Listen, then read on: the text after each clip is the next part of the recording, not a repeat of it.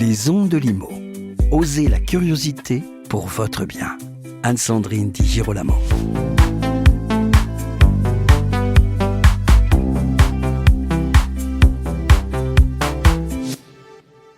« 1965-2025, les 60 ans de la copropriété entre héritage et renouveau ». Tel est le titre du colloque, voulu et pensé par plusieurs fédérations et syndicats, dont au premier chef l'UNIS.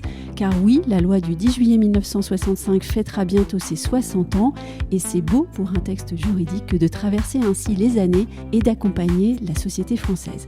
Le texte a en effet été modifié à plusieurs reprises pour répondre à certains besoins d'évolution. Et justement, pour revenir sur ce texte et sur les évolutions du métier de syndic au fil des années et sur les défis qui se profilent à l'horizon, j'ai le plaisir de recevoir aujourd'hui Danielle Dubrac, présidente de l'UNIS. Bonjour Danielle Dubrac. Bonjour. Alors première question qui est en fait toute naturelle, pourriez-vous nous dire tout d'abord pourquoi avoir organisé un colloque et nous dire aussi ce qui prévaut, l'idée de célébrer ou bien l'idée de questionner ? Alors organiser ce colloque, ça nous paraissait nécessaire parce qu'il y avait eu les 50 ans de la loi de la copropriété déjà, et donc là on est dans les 60 ans, c'est important de marquer peut-être une étape, de se dire que est-ce qu'il faut supprimer la loi de 65 ? Est-ce qu'il faut réviser la loi de 65 ? Est-ce qu'il faut réformer la loi de 65 ? Il est certain que ça ne peut pas être la même chose qu'en 1965 aujourd'hui. Mais oui, 2025 en fait apparaît aussi comme un moment de charnière pour la copropriété au fond. Je pense notamment à la rénovation énergétique. Alors il y a la rénovation énergétique et donc est-ce que la loi de 65 en l'état facilite les travaux, facilite le vote, les décisions à prendre en Assemblée générale ? C'est peut-être pas sûr. Et puis sur la gestion aussi des communautés, aujourd'hui on peut considérer que nos copropriétaires et nos résidents, parce qu'il y a des résidents qui sont locataires, sont une communauté qu'il faut animer au-delà des prérequis sur le côté juridique, administratif de la copropriété. Il faut les administrer, il faut les renseigner, il faut tout de suite être très réactif. D'où l'intérêt de l'intelligence artificielle de nos jours, qui n'existait pas en 65. Mais justement, est-ce qu'on peut quand même reconnaître à cette loi de 65 quelques bénéfices ? Est-ce qu'il y a, selon vous, quelques beaux acquis quand même à ce statut de la copropriété ? Des choses qu'il faudrait garder ? Des choses qu'il faudrait garder, plutôt des choses qu'il faudrait simplifier. Si, quand même, on est missionné par la loi pour... défendre l'intérêt général. On est mandaté pour représenter un syndicat de copropriétaires. Un copropriétaire, c'est un propriétaire de parties communes et de parties privatives. Souvent, les gens retiennent la partie privative, leur lot qu'ils habitent. Mais sur les parties communes, c'est pas toujours facile de s'y intéresser, de regarder l'amélioration de ces parties communes ou des services collectifs ou des équipements collectifs. Et donc, le syndic va avoir un droit de regard sur cette amélioration de ces parties communes et puis surtout la conservation du patrimoine et donc inculquer aux copropriétaires qui n'auraient peut-être pas immédiatement cette finalité une forme de stratégie patrimoniale. Donc, c'est important d'être conseil, d'être aussi exercer le droit. L'harmonie, la tranquillité des résidents, tout ça, c'est le syndic qui gère tout ça. Oui, et tout à l'heure, vous parliez de l'aspect sociétal aussi, puisque le français ne se comporte plus de la même façon qu'il y a 60 ans et il n'a plus non plus les mêmes attentes. Et vous parliez bien d'une communauté à animer. Oui. Ça, c'est très important, je pense, parce que en général, on a un coup de cœur, on achète un logement, c'est fantastique, l'emplacement est superbe, il fait beau, etc. Et puis finalement, on subit, entre guillemets, ses voisins. Enfin, on ne choisit pas ses voisins et on ne choisit pas le règlement de copropriété puisqu'il va avec le lot de parties privatives. Et donc, c'est là où le syndic a un intérêt de conseil, d'information, et avec le conseil syndical aussi, bien sûr. Et oui, il était malin quand même, celui qui nous a donné cette formule, l'enfer c'est les autres, parfois appliquée à la copropriété. Pour cette journée d'ailleurs, vous avez aussi sollicité de l'Ipsos un sondage aux fins de questionner le rapport des Français à la copropriété. Pourquoi avez-vous sollicité un sondage et dans quelle finalité ? La finalité, c'est de voir s'il n'y avait pas des pistes d'amélioration. D'abord, d'amélioration tout simplement juridique, pourquoi pas, s'il y a des choses qui pèsent aux copropriétaires à travers l'acte de gestion, à travers le comportement entre les uns et les autres, sur la facilité de travaux, par exemple, ou sur la médiation. Eh bien, ce sondage va nous permettre peut-être d'avoir des pistes tout simplement. Et puis, c'est un point d'étape. Les syndics ne sont pas toujours aimés. Donc, savoir si Ceux qui sont sondés ont quand même un rapport avec leur syndic qui s'est amélioré depuis 65, je l'espère. Ben oui. D'ailleurs, il y avait déjà eu certaines études qui montraient que, par exemple, la perception du syndic en province est très différente de celle qu'on peut avoir à Paris ou dans les grandes métropoles aussi. Donc, c'est vrai qu'on parle du syndic en général, mais il y a aussi des perceptions de ces métiers-là au travers de toute la France. Donc, ça va être un sondage. Oui. Après, souvent, les gens disent non, mais les syndics, ils ne font pas leur travail, etc. Mais par contre, le mien, oui, mien, c'est ça, il y a un rapport de proximité. Donc, il faut garder ce rapport de proximité dans un monde qui bouge. Des gens qui habitent différemment, des gens qui télétravaillent aussi dans leur logement. Donc, tout ça, ça a beaucoup bousculé sur le mode de consommation, le mode d'habitat, le mode de travail, les déplacements. Et donc, le syndic, il a été obligé de prendre en compte tout ça pour faire évoluer la vie de la copropriété et voir les équipements de la copropriété. Et dans un monde qui s'est dématérialisé, avant on parlait à son syndic plus facilement, alors que maintenant on lui envoie des mails et tout ça aussi est mauvais en fait pour la relation. Alors, non seulement on lui envoie des mails, mais on lui envoie des compliments ou des engueulades. Mais en plus, si jamais il y a une information ou un incident, il faut le traiter immédiatement. On est vraiment dans la relation de l'immédiateté. Donc, on ne peut pas toujours agir, puisque nous, on a une obligation de faire, pas une obligation de résultat. Donc, du coup, peut-être que ça va nous apprendre, ce sondage, à mieux communiquer. Il y a peut-être des outils qu'on n'a pas mis en place et qu'il faudrait utiliser. Alors, si on revient à cette loi de 65, selon vous, de quoi les syndics auront besoin pour gérer correctement les copropriétés de France dans les années à venir ? Alors, je pense qu'on a besoin de décisions de justice rapides. C'est-à-dire quand il y a un problème, soit un débiteur, soit tout simplement une infraction au règlement de copropriété. Peut-être d'ailleurs qu'on a besoin de pouvoir de police, peut-être en plus. Oui. Voilà. Et donc, du coup, des exécutions de justice rapides. Bon, ça, je commence un peu par le plus compliqué. Mais autrement, que les gens aient conscience que le syndic peut les accompagner, peut les aider à améliorer leur bâti, regarder un peu les équipements modernes, innovants, la sécurité aussi des lieux, voilà, qu'il y ait une véritable stratégie patrimoniale, comme je le disais tout à l'heure, de leur syndic. Est-ce que les Français doivent prendre conscience de la multicompétence et donc de la richesse des compétences de leur syndic ? Alors j'espère que le sondage le dira, parce qu'effectivement, un syndic... au-delà d'avoir une relation de proximité, ça gère la bureautique, tout ce qui est outils informatiques. Ça gère aussi le juridique, bien évidemment, l'administratif. Ça gère aussi la pathologie du bâtiment pour voir un petit peu ce qui se passe. L'assurance, tant qu'à faire, en cas de litige et de difficultés de sinistres, etc., etc. Donc ça a énormément de compétences.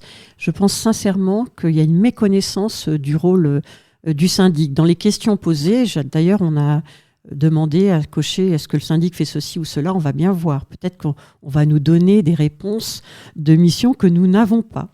Mais tiens, justement, à propos de savoir ce qu'il doit faire ou ce qu'il ne doit pas faire, si on parle du contrat de syndic, est-ce que, selon vous, il est encore assez lisible ? Est-ce que, je m'explique, ce principe du tout sauf est réellement compréhensible pour les clients ? Alors, il a fallu rassurer le consommateur, peut-être aussi... encadrer un peu plus du fait qu'il y a peut-être eu des abus. Donc, il y a un contrat type, mais le contrat type, il n'a pas beaucoup évolué par rapport aux obligations rajoutées au syndic. Donc, il faudrait quand même qu'il y ait un socle commun, puis qu'ensuite, on puisse mettre un petit peu tout ce que l'on veut. Par exemple, la DGCSRF a dit qu'il y avait des non-conformités du contrat de syndic, parce que certains syndics avaient rayé la partie syndic bénévole, puisqu'ils n'étaient pas syndic bénévole, ils étaient syndic professionnels. Ça génère une non-conformité du contrat. Donc, on va loin, donc un peu plus de souplesse, surtout pour avoir la partie socle commun, c'est-à-dire toute la tenue des comptes, etc. Là, il n'y a pas d'ambiguïté, il faut savoir le faire, la tenue des assemblées générales. Mais tout le reste, ça devrait être un peu sur mesure par rapport à l'immeuble considéré et la volonté des copropriétaires. Donc vous prenez un socle commun et puis ensuite la possibilité pour une copropriété de choisir le degré de service qu'elle attendrait de son syndic, c'est ça ? Oui, c'est ça, ou simplement des missions supplémentaires ou nouvelles en fonction de ce qui se passe, les événements dans l'immeuble. Aujourd'hui, on est obligé de joindre une notice, on est obligé de respecter le carcan. Bref, ça fait une trentaine de pages, ce qui n'est pas toujours raisonnable et lié à la réalité du terrain. Et alors, ces projets de rénovation énergétique, alors on les met où ? Dans le socle commun ou dans les services supplémentaires ? Alors, les travaux, le vote des travaux. Parce que c'est un travail immense pour les autrefois, syndics. dans le contrat de syndic, il y avait la notion de travaux et en fonction d'une fourchette, un pourcentage. Nous, ce que nous souhaitons, c'est que ça soit rajouté parce qu'aujourd'hui, on veut rénover. C'est très important de rénover, ne serait-ce que pour des questions d'économie d'énergie et d'écologie. Ceci étant, ce n'est plus dans le contrat de syndic puisqu'on le vote en assemblée générale. Nous, ce que nous souhaitons, c'est 2 choses. C'est que, 1, il y a la réintégration de ces honoraires liés à des travaux. Peut-être que même s'il faut lister les travaux, il n'y a pas de souci. Et ensuite, la décomposition de ces honoraires en 2. La partie préparation du dossier, recherche de financement, enfin, toute la préparation en amont, un AMO, etc. Et ensuite, le suivi administratif lors de l'exécution des travaux, un peu comme un contrat d'architecte sur la partie conception et puis ensuite la partie réalisation. Ce qui permettra réellement de valoriser le savoir-faire et l'apport des syndics, au fond, parce que les travaux de rénovation énergétique ne sont pas tout à fait assimilables aux travaux d'entretien. Oui, et puis de toute façon, la préparation d'un dossier de travaux, c'est long et complexe, et comme le mandat ne dure que maximum 3 ans, d'ailleurs on souhaiterait plutôt que ça soit 5 ans que 3 ans, puisque des gros travaux, en gros, c'est entre 3 et 5 ans. Et ça permettrait de décomposer les honoraires et donc de les toucher au fur et à mesure de l'avancement du dossier travaux. Oui.